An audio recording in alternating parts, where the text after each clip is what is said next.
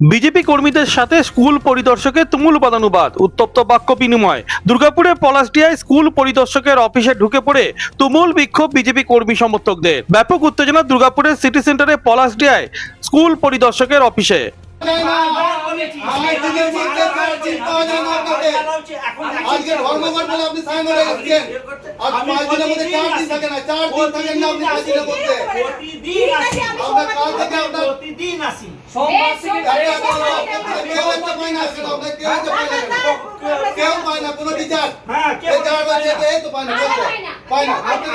আপনারা যেদিন আসেন সেদিন এখানে অফিসে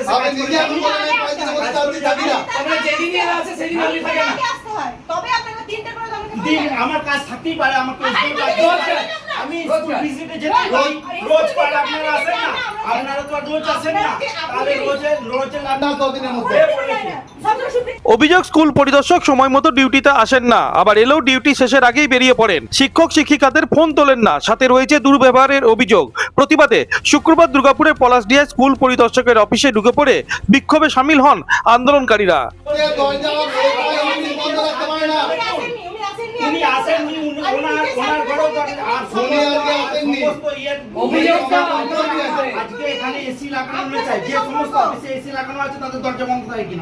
তাদের এখন অ্যাটেন্ডেন্ট থাকে বাইরে, তাহলে দরজা বন্ধ থাকে, তাদের এখন অ্যাটেন্ডেন্ট থাকে।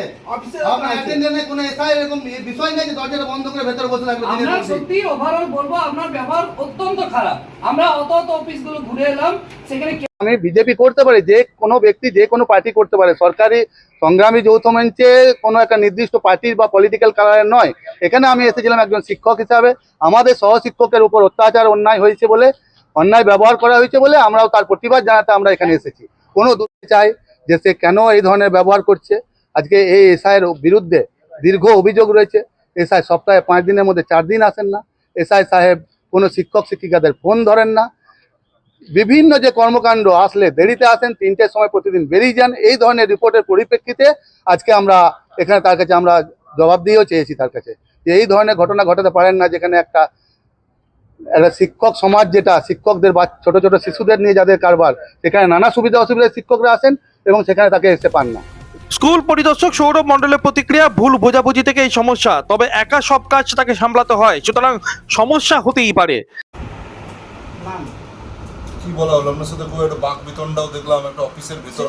সেটা শিক্ষকদের সাথে এসআইদের হতেই পারে, ওদের কোনো আমার রিয়াকশন পছন্দ হয়নি বা আমার কোনো রিয়াকশন পছন্দ হয়নি। কিন্তু দেখা গেল যে আপনাকেই বলতে যে স্টাফের কাজ করতে হচ্ছে, ঠিক আছে, তো সেইগুলো কাজ করতে গিয়ে কখনো কখনো শিক্ষক এই যে আজকে যে ধর্মঘট চলছে সেটা তো সামিল হননি বলে আপনাকে কি কিছু করা হলো না? সেসব কিছু আপনার নামটা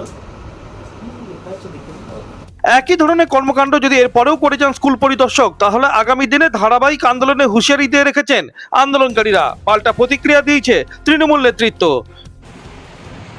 হ্যাঁ, আমি আজকে শুনেছি এখানকার যৌথ মঞ্চের পক্ষ থেকে বিজেপির মণ্ডল সভাপতি, 3 নম্বরে মণ্ডল সভাপতি এবং কিছু কমরেড, তারা এসআইয়ের কাছে গিয়ে পরে মানে খুব জোরে জোরে চিৎকার করে, ধর্মঘটের জন্য আপনি কেন অফিসে এসছেন? একজন অফিসারকে, সরকারি অফিসারকে, মানে বাংলাটা কোন জায়গায় দাঁড়াচ্ছে দেখুন। ওইখানে বিজেপি আছে মণ্ডল সভাপতি, ওইখানে মার্কসবাদী কমিউনিস্ট পার্টির কমরেড আছে, সব পার্টি তৃণমূলের বিরুদ্ধে লড়াই করার জন্য রাস্তায় নেমেছে। সরকারি অফিসারকে ধমকি দিচ্ছে, বাংলাটা কোন জায়গায় নিয়ে গেছে। এই মানুষগুলোই আবার 100 দিনের টাকা 4 বছর ধরে দেয় না। এই মানুষগুলোই বিজেপি। সেটা তো অস্বীকার করছি না, কিন্তু তারপরেও আপনারা যে কথাটা একদম আপনারাও তো শিক্ষক, আপনাদের আমি বসের সাথে কিভাবে কথা বলতে হয় সেটা বলতে হবে, সেটাই আপনাদের ইয়ে করতে হবে। শিক্ষক সবার আগে এটা মাথায় রাখবেন, শিক্ষকদের শিক্ষক ছিল সম্মান করবে, শিক্ষকদের শিক্ষক ছিল সম্মান করলে আপনাকে নিশ্চিতভাবে সম্মান করবে। আমি কারো কোনো শিক্ষককে ঠিকমতো সম্মান দিয়ে কথা বলে না। বিস্তর অভিযোগ আছে আপনার নামে। আপনি দড়ি বেঁধে দীর্ঘদিন 3 বছর এখানে অফিসে রেখেছেন, পড়ছি থাকেন, কোন শিক্ষককে আপনি বসতে বলেন না অফিসে আসলে। এখন আপনি পেলেন দরজা আমি বন্ধ করে আমার কাজের সুবিধা। অনুরাধা সেনগুপ্ত রিপোর্ট, খাঁটি খবর, দুর্গাপুর।